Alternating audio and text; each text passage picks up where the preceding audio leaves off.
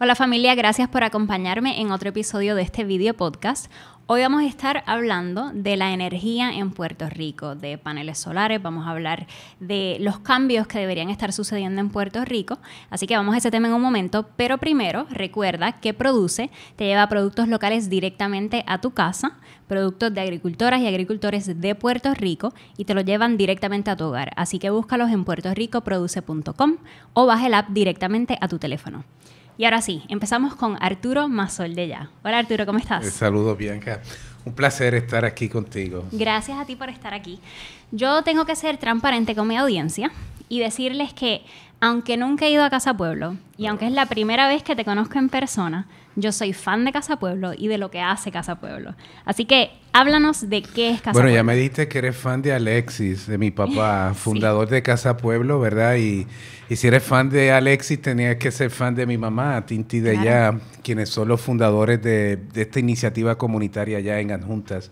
Acabamos de cumplir 42 años de autogestión comunitaria. Y digo que soy fan porque a mí me parece tan impresionante cómo son un oasis para la comunidad en Adjuntas. Cómo son un lugar que después de un huracán, cuando la gente necesita conectar sus equipos médicos, pueden ir a Casa Pueblo. Cómo es que han conectado con paneles solares a gente que de otra manera no hubieran podido comprar esos paneles solares. Son muchas cosas que hacen, pero resúmeme qué es Casa Pueblo. Mira, Casa Pueblo es una organización de autogestión comunitaria. Tenemos 42 años. Nos organizamos inicialmente para defender el territorio de una propuesta de minería que nos vendían que era la solución a la crisis económica de aquel momento y que iba a generar millones de dólares en ganancias, empleos, y nos dimos cuenta inmediatamente que era una propuesta descabellada, era una propuesta de extracción masiva que hubiese destruido la cordillera central. 17 depósitos de cobre, oro y plata en 36,000 cuerdas de terreno.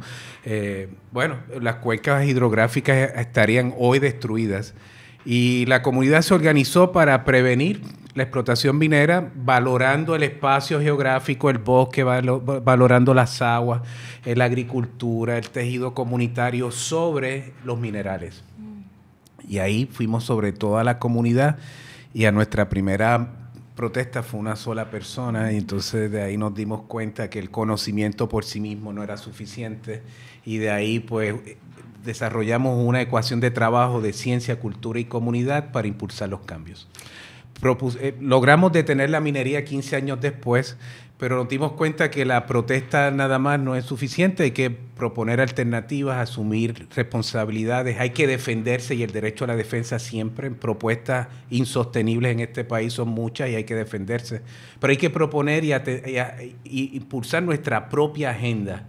Y nuestra agenda fue proteger los bosques, promover un desarrollo sustentable, tenemos la casa, una radio comunitaria, operamos con economía propia del Café Madre Isla, el Bosque Escuela La Olimpia Ariel Mazoldella, una escuela dentro de un bosque, de pronto tenemos un coro, una banda, una galería de arte, programas de pintura, es decir, muchas actividades de servicio, de afirmación cultural y de desarrollo local alternativo. Por ahí Casa Pueblo viene desarrollándose. Háblame un poco de esa resistencia, porque yo veo algunos factores paralelos. En ese tiempo les decían, estoy segura, se están oponiendo al progreso, se están oponiendo a las riquezas que tenemos aquí, que podemos extraer. Hoy día vemos estas luchas en las playas, en bosques, en lugares protegidos, donde dicen, se están oponiendo al progreso, en una playa donde podemos construir un hotel y sacarle dinero para que el pueblo de Puerto Rico pueda progresar, ustedes no quieren porque quieren proteger la playa. Háblame de lo que tú veías hace tantos años y cómo viste a tu papá en esas luchas y lo que ves hoy. Sí, mira, en aquel momento era la Guerra Fría, había carpeteo, estaba la policía, había mucha represión. Y se usaban más o menos los mismos conceptos. Mira, estos son los comunistas, estos son los macheteros, estos son los, no sé, los que se oponen al desarrollo. Ese tipo de estereotipo que trata de marginar, de usar la gente que tiene el poder, de marginar a quien quiere luchar y defender su territorio. Y lo pudimos superar. La gente pudo entender la agenda las agendas comunitarias van más allá de las agendas políticas y de esas agendas pequeñas. Están dirigidas a proteger los recursos naturales, a enfrentar modelos de insostenibilidad en el desarrollo. Hay que decirle basta ya, no podemos criticar el cambio climático y los problemas de calentamiento global. Bueno, es que hay un modelo de desarrollo insostenible y llega un momento donde uno tiene que enfrentar y tirar las rayas. La gente que ha luchado por las costas en este país, es después que esos que dicen el progreso y los hoteles, pues seguro si ya lo han hecho y bastante daño le han hecho a este país. Y la gente que está diciendo las playas son nuestras, igual que nosotros protegemos la montaña, que es donde se producen las aguas de este país, porque son patrimonio de todos, del país, de la gente y de nadie a la misma vez. Pues también esperamos que la gente defienda las costas y la gente lo está haciendo. Y para mí son grandes lecciones, porque institucionalmente el país ha colapsado, el modelo colonial no funciona, este modelo está en decadencia, las agencias que tienen responsabilidades de proteger las costas no las protegen, de proteger los bosques no los protegen, y quienes están marcando esas líneas de defensa y protección territorial son estas luchas comunitarias. Y pues habrán esos estereotipos y que si la oposición al desarrollo, mira, eso no es ningún desarrollo. Y ya eso no funciona. Esos argumentos son de la Guerra Fría. Esos son del siglo pasado. Y para mí, las personas que han defendido Rincón, que defienden allá en Salinas, los que lucharon en contra de las cenizas de carbón, aquí hay muchas luchas que son heroicas y que son necesarias, que son marginadas, estereotipadas en ocasiones, marcadas por el Estado en muchas ocasiones. Pero cuando uno mira en retrospectiva, imagínate si las minas las hubiesen explotado. Imagínate que mirásemos hoy, 30 años, 40 años después de esa lucha que fue una sola persona a manifestarse, que hubiesen explotado las minas. Bueno, no tendríamos agua, no estarían los bosques, estaríamos de verdad en una grave crisis a nivel de país. Y lo mismo ocurre con todos esos atributos nacionales que nosotros tenemos que proteger, y las costas son fundamentales.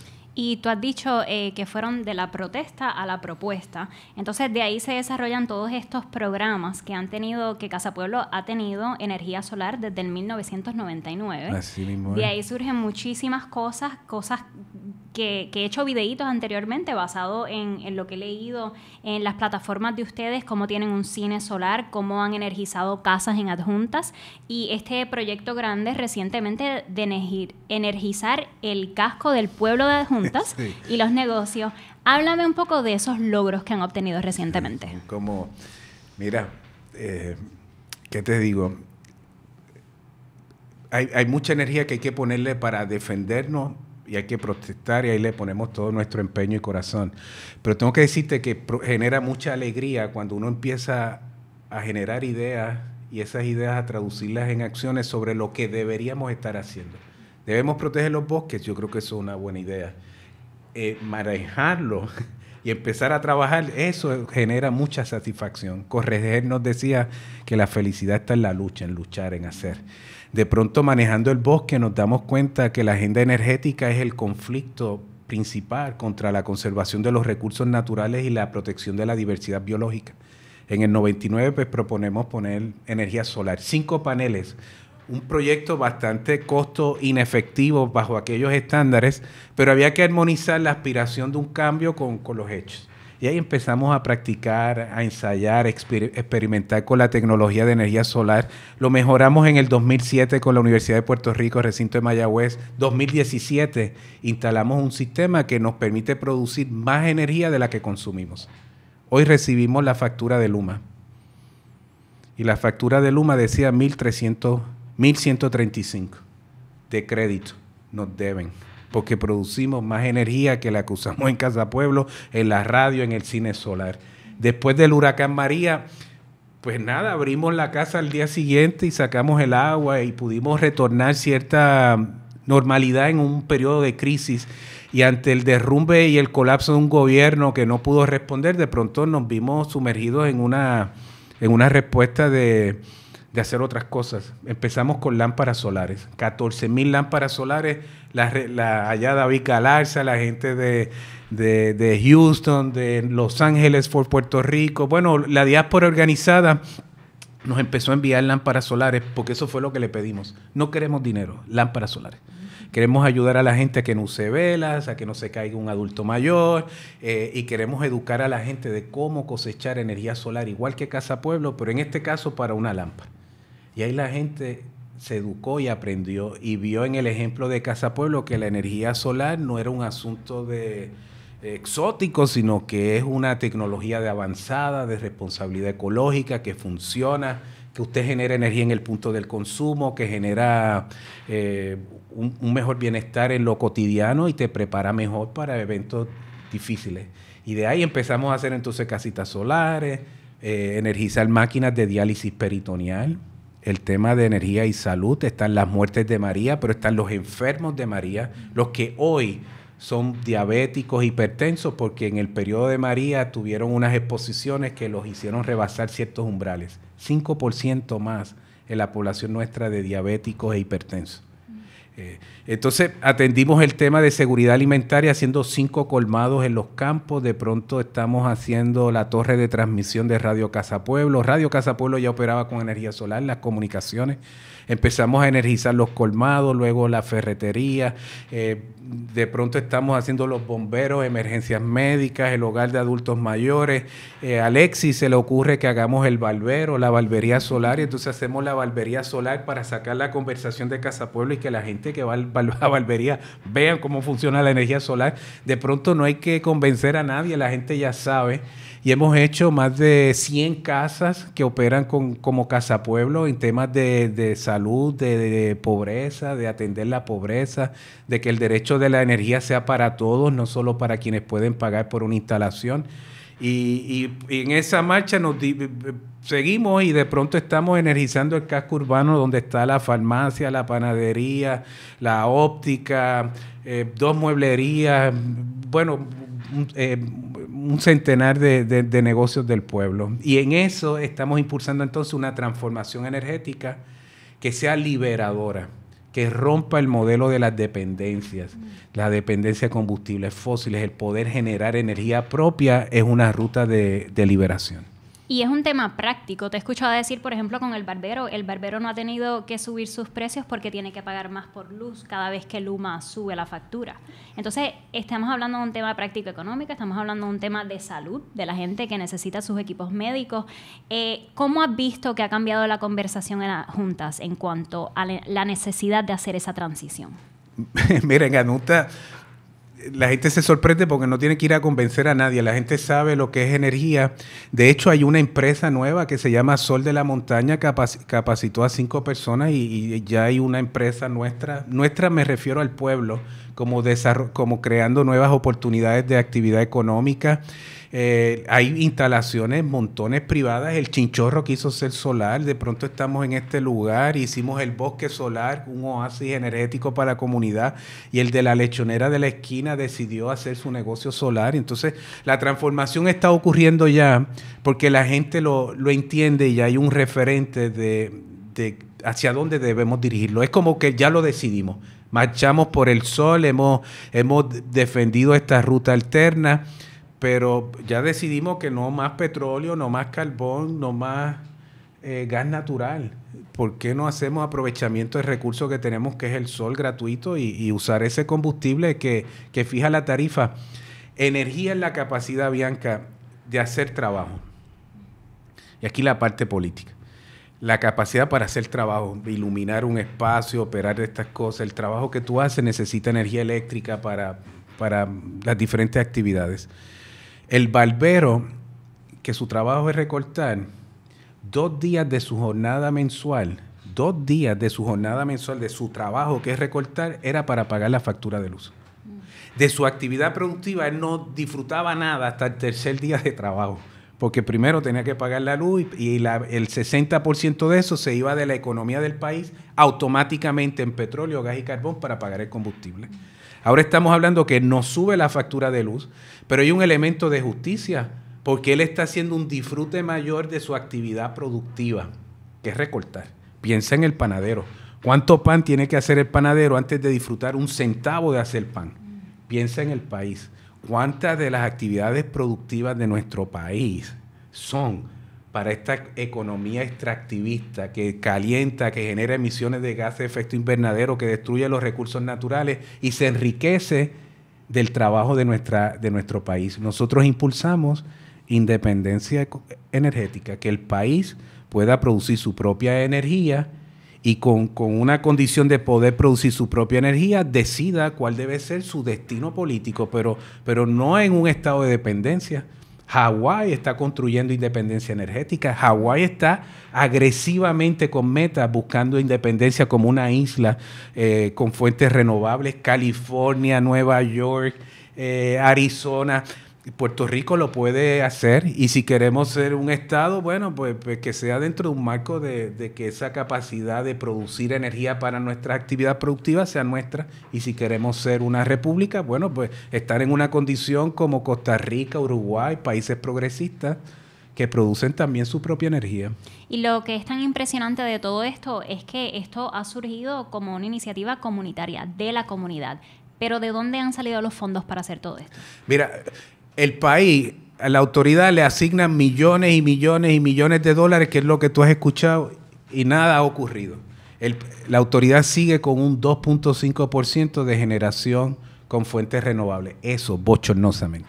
En el caso de Casa Pueblo, nosotros no generamos riqueza, no vendemos nada, no tenemos costos indirectos, la dirección es gratuita, tenemos ingenieros que trabajan de manera voluntaria, producimos café, que es la fuente de economía base, y para estos proyectos especiales pues hemos recibido solidaridad de diferentes organizaciones. Por ejemplo, LA for Puerto Rico era un grupo de puertorriqueños, después del huracán María, levantó fondos y nos dijo, queremos ayudar a Casa Pueblo a hacer sus proyectos. Con ellos hicimos las primeras 10 casas solares, con el apoyo de LA for Puerto Rico. Un grupo de New Jersey, un centro cultural de New Jersey, se me olvida el nombre, Raíces. En New Jersey dijo, yo quiero hacer un cucubano con Casa Pueblo, y levantó los fondos para hacerle la casita a Doña Martina. De pronto viene este grupo filantrópico, esta organización, y dice, queremos ayudar a Casa Pueblo para que haga colmados solares. Y el casco urbano, por ejemplo, lo estamos haciendo con la fundación de Alex Honnold. Alex Honnold es este escalador que no usa soga, que es un escalador profesional. Ganó un premio Oscar con su documental Free Solo. Y Alex tiene una fundación que impulsa proyectos de energía solar en diferentes partes del mundo. Escuchó de Casa Pueblo y dijo, mira, yo quiero hacer un proyecto con Casa Pueblo. Y cuando supimos de él, dijo, pues nosotros queremos hacer uno contigo. Y llevamos 3 años trabajando ese proyecto de Adjuntas Pueblo Solar. Así que tenemos una ruta con recursos limitados, se multiplican, se aumentan.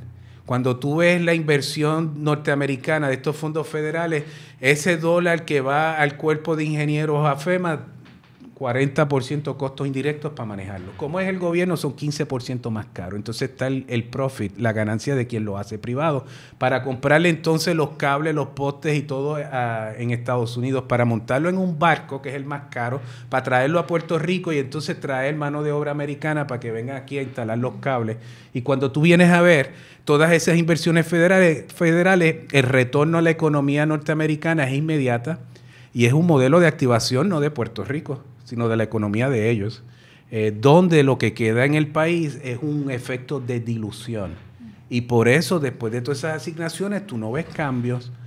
Ahora, esto modelo que estamos impulsando, que es generación distribuida, que la gente se democratice la generación, que la gente participe en la generación de energía en el punto del consumo, lo más que podamos. No quiere decir que eso va a resolver todos los problemas energéticos, pero vamos a hacer el mayor aprovechamiento de nuestros espacios y generar la mayor cantidad de energía que podamos con el sol, y lo que falte, pues hablamos de cómo resolverlo. Pero hagamos aprovechamiento primero de ese. Y ahí tengo que decirte que hicimos un informe reciente que ya el 6% de la generación eléctrica residencial, del uso de la residencia, no del país, de las residencias, el 6% ya viene de las casas. Y no es por inversión de fondos federales, ni por el gobierno, es inversión ciudadana, inversión social. Más de 600 millones. Cuando uno habla quién está invirtiendo en la transición a energía renovable en el país, no es el Congreso. Quien está invirtiendo ahora mismo en la transformación energética hacia fuentes renovables es la gente. Y esa transición está avanzando y es lo que le llamamos nosotros la insurrección energética. Y vamos a hablar en esa palabra porque algunas personas la encuentran controversial, pero eso que ustedes hablan de esta insurrección, de que se cree este cambio a través de Puerto Rico. Primero quiero que me hables de la diferencia entre un sistema centralizado, porque a veces la gente confunde lo que son las fincas solares, donde puede haber generación solar, pero sigue siendo centralizada, versus en el punto de consumo, en los techos de las casas. Háblame de la diferencia entre los dos. Sí. Mira, la que impulsamos nosotros y la que democratiza la generación es donde la gente participa en la generación de la energía. Y esa es usando los techos, haciendo aprovechamiento de energía solar con instalaciones en ese lugar e independientemente de lo que ocurra con Luma, con la Autoridad de Energía Eléctrica, usted tiene energía en su lugar de trabajo, en el lugar donde usted vive.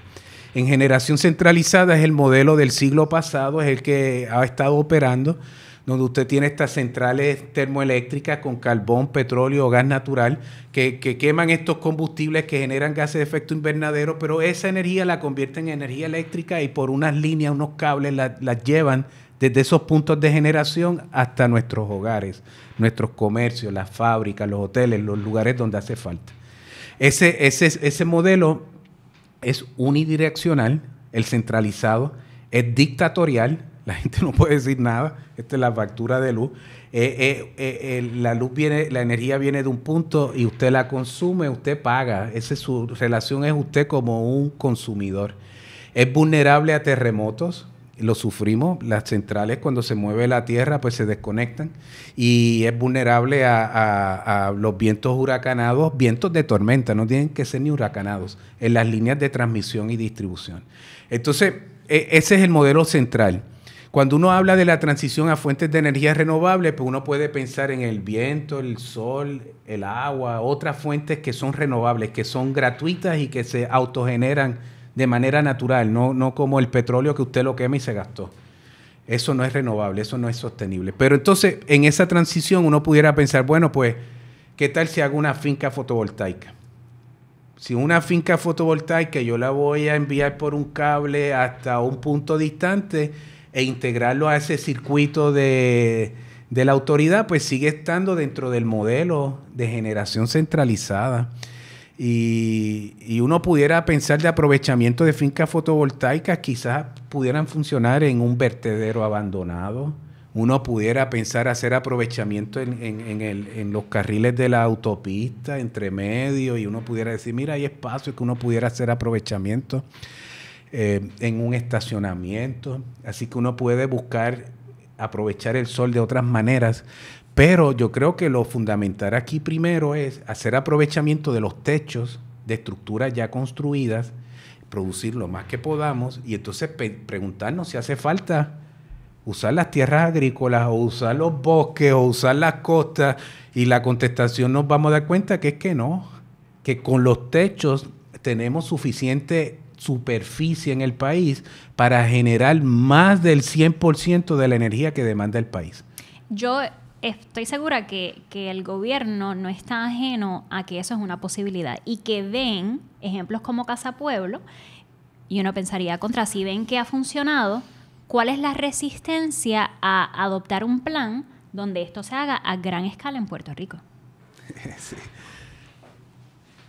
Porque el modelo centralizado es un monopolio dictatorial de quienes ostentan la riqueza de generar energía y la tienen en manos de unos pocos. Y cuando usted democratiza la generación, estás diciendo que en lugar del barbero, el panadero, pagarle a Luma, él está generando su propia energía. Hay una contradicción visceral entre la privatización de la Autoridad de Energía Eléctrica a través de la transmisión y distribución, porque el modelo de negocio de Luma es vender energía. Ellos facturan por la energía que tú consumes, que consume el otro.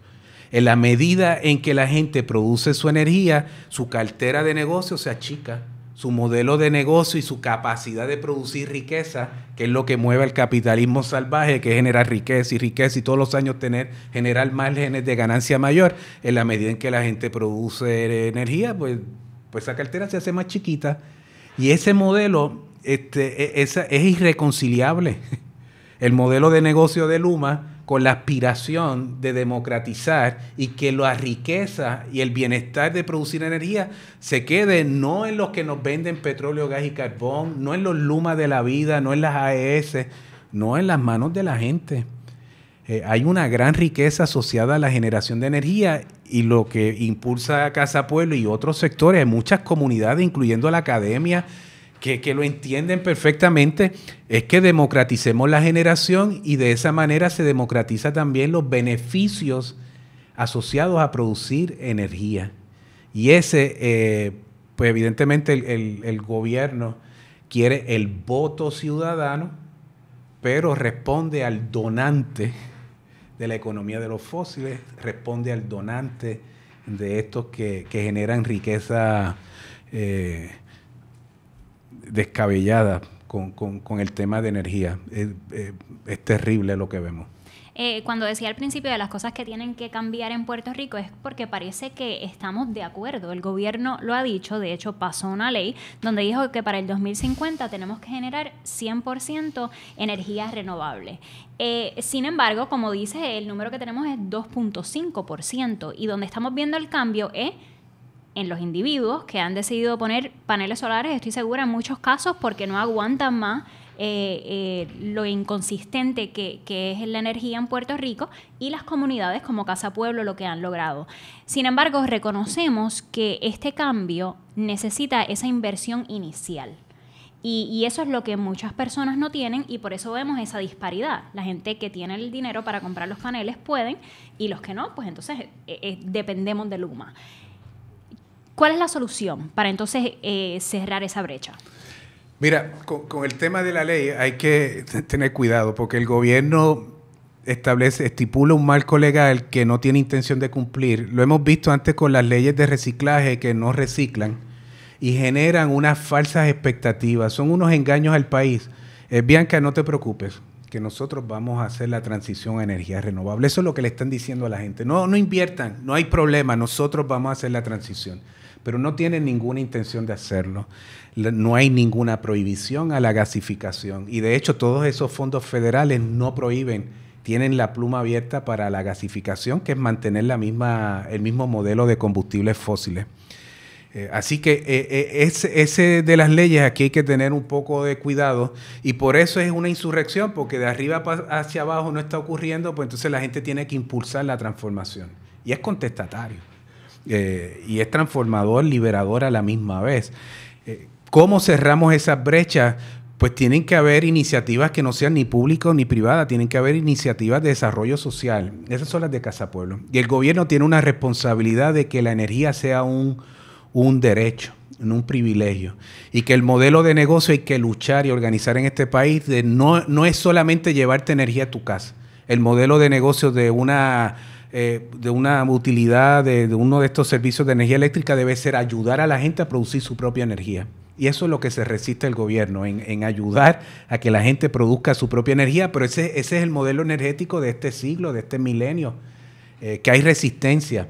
Hay otras formas de hacerlo, tiene que haber, las cooperativas están apoyando el financiamiento, hay sectores que se están organizando y compras colectivas, por ejemplo. Que si en una urbanización, en lugar de cada uno ir a negociar su instalación, se ponen todos de acuerdo y hay organización social y de pronto dice, no es uno, somos 25. Pues los costos de los equipos, los costos de la instalación pueden reducirse dramáticamente y usted puede hacer un mejor negocio porque está comprando en escala, por ejemplo. Entonces, hay que pensar esto de otras maneras. El gobierno, cuando uno piensa en esta inversión que viene de fondos federales, nosotros tenemos que ver eso como también una inversión de reparación. El Congreso tiene una responsabilidad sobre Puerto Rico y tiene que reparar sus daños. Pues esa reparación no puede ser dándole el dinero a Luma, tiene que dárselo a la gente. ¿Por qué no se puede generar un fondo de inversión renovable de justicia social especialmente para los pueblos de la montaña, el último 30% que se reenergizó, donde el gobierno llega último. Si el gobierno llega último, pues esos son los primeros que hay que atender ahora y construir autosuficiencia energética para protegerlos, para que no estén desatendidos por justicia social. Y quizá en esas escalas tengamos muchas familias que hay que apoyarle el 100%. Quizás hay familias que hay que apoyarlas un 90% en la inversión. Quizás hay unas que puedan ser un 75%, quizás hay otras que son un 50%. Pero podría haber un modelo donde los recursos que estén, si la inversión va a ser directa con la gente, potencialmente, en lugar de diluirse, como el modelo que te mostraba anteriormente de cómo esos fondos federales llegan a Puerto Rico, uno pudiera pensar en una ecuación donde usted tiene unos recursos y se pueden amplificar, se pueden aumentar y se puede cubrir una huella mayor.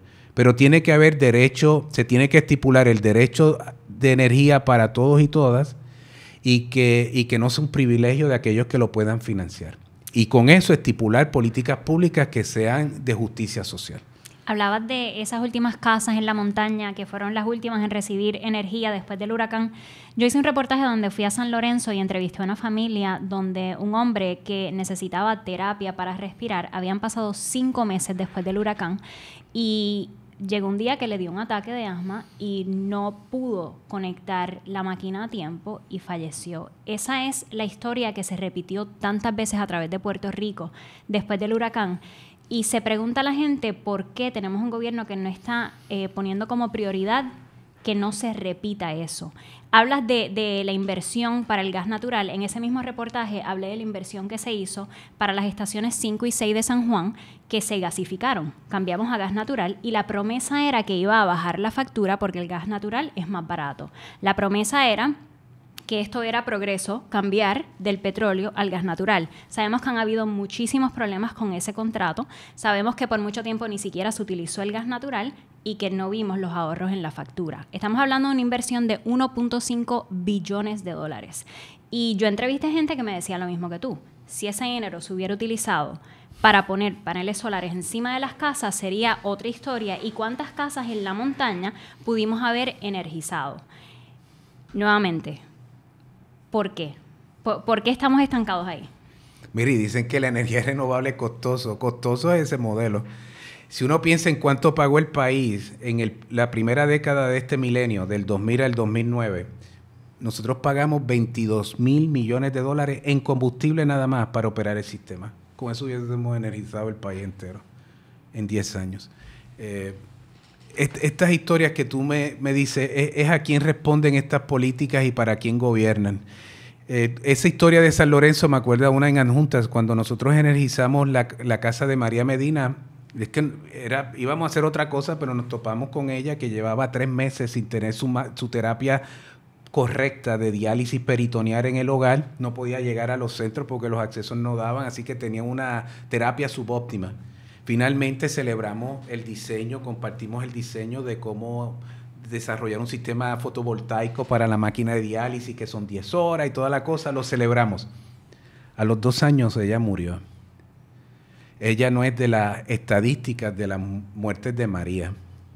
Pero uno se puede preguntar, igual que el que se comprometió con su terapia respiratoria, su diálisis u otras condiciones, ¿cuánto de su vida se comprometió durante el periodo de María? Y no son los muertos de María, pero su largo de vida se comprometió por la irresponsabilidad de un gobierno que no pudo atender un desastre natural. Un huracán es un evento natural. No pudo convertir un evento natural en un desastre humano para cosas que tienen soluciones. Así que el derecho a la energía, especialmente en el tema de personas que requieren terapia en el hogar, ¿de qué vale tener la máquina de terapia respiratoria si no la puedes enchufar y no tiene energía? No salva vida, no cuida. Por eso el derecho a la energía no es simplemente poner paneles fotovoltaicos. Nosotros aspiramos al derecho a la energía y no solamente para el paciente. Nosotros hicimos una convocatoria, terminamos de hacer 10 casas ahora en marzo. 10 casas a personas con pacientes con condiciones crónicas. 200 personas solicitaron. Y de ahí tuvimos que hacer una selección para llegar a 50, para entonces entrevistar y visitar y llegar a 20. Cuando llegamos a 20 hicimos una discusión colegiada para elegir 10. En ese periodo murieron 3 personas de esa familia. Hicimos las 10 casas. Pero las 10 casas no es solamente pensando en los pacientes, Bianca, estamos pensando en los cuidadores, en la familia. No es solamente que tiene la condición, es todas las implicaciones que eso tiene en el desarrollo familiar y en el entorno comunitario. Y de pronto esas 10 familias tenían energía solar en marzo, viene el apagón del breaker que de pronto hay un breaker en Costa Sur y deja el país completamente oscura. Esas 10 casas tenían energía y estaban tranquilos y pudieron continuar con su, ¿verdad? con su vida sin que se comprometiera, la energía eléctrica comprometiera ni sus alimentos, ni a los cuidadores, ni la terapia que requerían en el hogar. ¿Por qué no podemos hacer eso con el país entero? Algo que tiene una solución inmediata. El gobierno no ha puesto ni un panel fotovoltaico porque no podemos hacer 5 casas y después hacemos 10 más y después hacemos 100. Esto es reproducible, está al alcance, es manejable. Y uno ve el desfase del gobierno en esas políticas públicas de no hacerlas y apostarle siempre a la dirección equivocada. La dirección equivocada del país, pero es la dirección de sus donantes de campaña, eso que le apuestan a los donantes. Antes fue un gasoducto en el 2010 y nos decían lo mismo, no, una emergencia energética, con un gasoducto resolvemos la crisis energética del país. ¿Quién se cree hoy? Y nos decían en aquel momento, se oponen al desarrollo, ustedes no quieren que bajen los costos del combustible, los mismos argumentos eso, y el país dijo no al gasoducto. ¿Quién diría hoy que un gasoducto hubiese resuelto los males de María? O que resuelve los problemas eléctricos del país? Es que es absurdo. Sin embargo, corrupto. Te presento el argumento del gobierno cuando dicen, número 1, que necesitamos un combustible de transición, que la energía renovable ahora mismo, hoy día, es demasiado costosa y necesitamos transicionar con el gas natural, y que el sistema de energía de Puerto Rico no aguanta 100% energía solar, por la manera en que está diseñado hoy día. Bueno, pues ese es el tema, esa es la ingeniería que tienen que hacer. Es lo que tienen que resolver, es que pueda haber mayor integración de energía solar. Eso es lo que falta. Que la red que se diseñó para otra cosa, en otro escenario, sea un escenario que permita entonces más inyección de energía desde diferentes puntos del país. El tema del gas de transición, eso es, si me dices en el siglo pasado, te podría aceptar eso. Energía fotovoltaica es mucho más barata, por mucho, que cualquiera de las tecnologías que tiene el país. Pero por mucho. Y no necesitamos ningún combustible de transición porque ya el país genera 40% de su energía con gas natural y tiene petróleo y tiene carbón. De combustibles fósiles tenemos suficiente para operar al país. Lo que falta en la cartera energética del país es integrar las fuentes renovables. Vamos integrándolas y cuando se integren fuentes renovables nos vamos a dar cuenta, bueno, ya no necesitamos la de carbón. Y llegar a un punto que uno pueda decir, mira, ya no necesitamos la de San Juan. Y ya no necesitaremos, en la medida que se vayan integrando otras, pues el espacio que hay para fuentes de combustible fósiles se va a hacer más chiquito. Pero si en este momento nos ponemos a construir plantas de gas natural,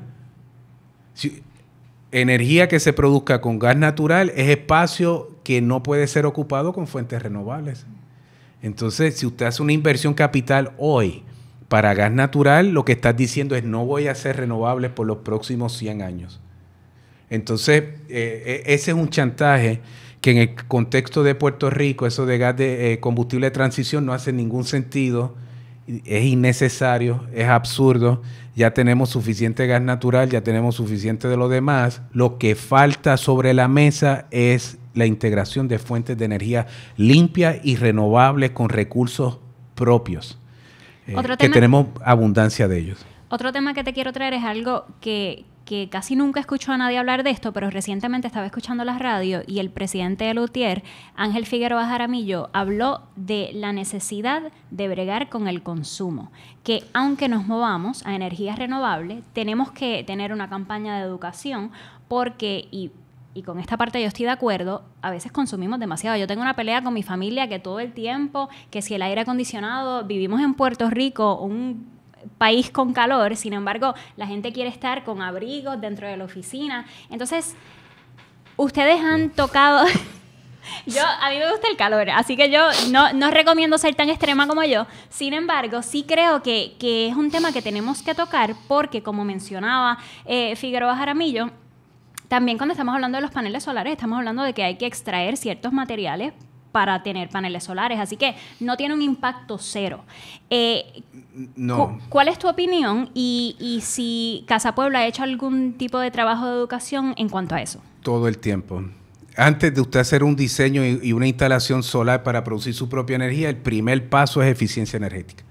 ¿Qué tengo que hacer para reducir mi demanda energética para lo que yo vaya a producir sea para lo correcto?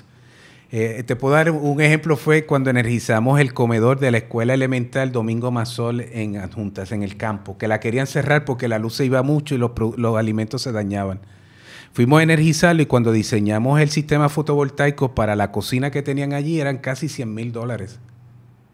Y nosotros, pero ¿y de dónde se va toda esta energía? Y cuando nos dimos cuenta es que había un freezer y una nevera, unos dinosaurios que consumían una cantidad de energía terrible. Decidimos comprarle, íbamos a energizar, pero compramos entonces dos neveras inverters de $500 que las instalamos y la instalación de $90,000 bajó a 25 porque ya integramos eficiencia energética primero. Y entonces ahora lo que vamos a energizar para enfriar los alimentos y conservarlos pues requiere menos energía. Lo mismo se hace con el alumbrado, hay que buscar eficiencia energética primero. Esa es una aspiración que tiene que ser permanente, ser eficiente en el uso de la energía. Y las tecnologías avanzan y son más eficientes en el rendimiento energético con el servicio que proveen. Eso está ahí y es una de las primeras líneas de trabajo siempre, no solamente en Casa Pueblo, cualquiera que esté haciendo instalaciones también lo está pensando. Una de las cosas que yo te puedo decir que son configuraciones que uno debe pensar, hay gente que quiere instalar energía solar para tener el mismo estilo de vida y tú puedes producir energía solar para que la farmacia tenga el aire acondicionado, tenga sus neveras, produzca toda la energía que necesita para que la farmacia funcione, la pizzería funcione, que funcione la panadería, la casa y lo que usted necesita. La generación es muy sencilla, muy directa.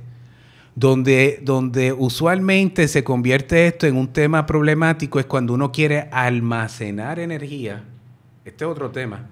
Almacenar energía es tener una batería. Usted no tiene que tener paneles solares para tener una batería. Usted puede tener una batería con la autoridad, la carga y cuando se va la autoridad la batería le funciona, ¿verdad? Cuando usted pone la batería y quiere almacenaje, ahí es que el almacenaje es donde es costoso, ambientalmente problemático. Hay temas que hay que discutir, por cierto.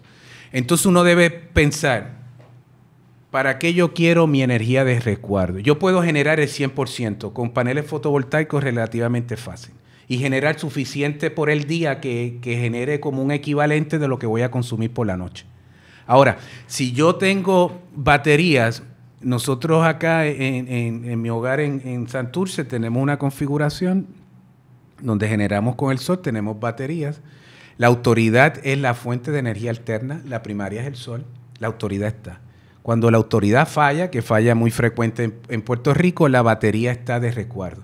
Pero la batería no es para los aires acondicionados y todo, la batería es la configuramos para la nevera, el alumbrado y las comunicaciones, para lo fundamental. En ese momento de crisis, el almacenaje es para lo fundamental.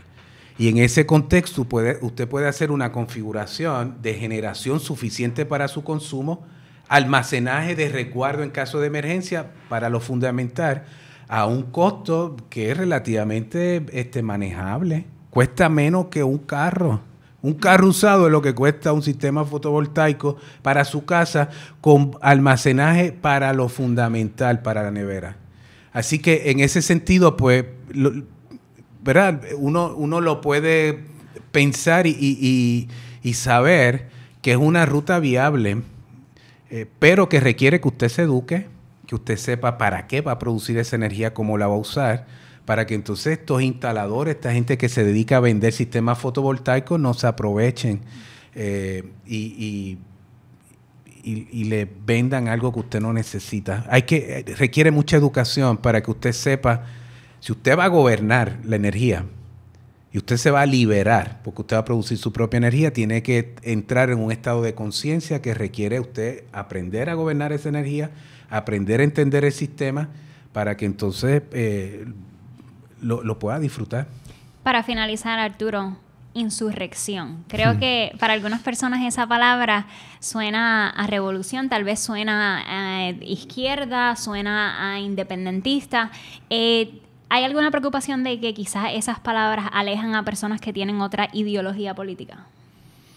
No, yo creo que no. Juan Antonio Correger hablaba de la insurrección de colores allá en Guilart. Depende de para qué. La insurrección es un acto de liberación. Aquí yo creo que todo el mundo sabe que Luma, la autoridad, es un modelo de explotación, que los combustibles fósiles son costosos, que esta gente no quiere soltar el poder, que quieren mantener la misma relación. Y la única forma de romperlo es a través de una insurrección, de una confrontación. Pero esto no es una confrontación destructiva ni de armas, es una confrontación donde la gente está impulsando la transformación, es contestataria, está ocurriendo no porque el gobierno te está incentivando y te está apoyando como hacen en Hawái, en California. Aquí es cuesta arriba todo, te amenazan con un impuesto al sol, te incluyen reglamentos para hacerte más costosa la instalación, te maltratan cuando haces todo por el libro y entonces el contrato de medición neta y la interconexión se le sientan encima por años y usted está regalándole y te están robando la energía a la Autoridad de Energía Eléctrica. Claro que es una insurrección.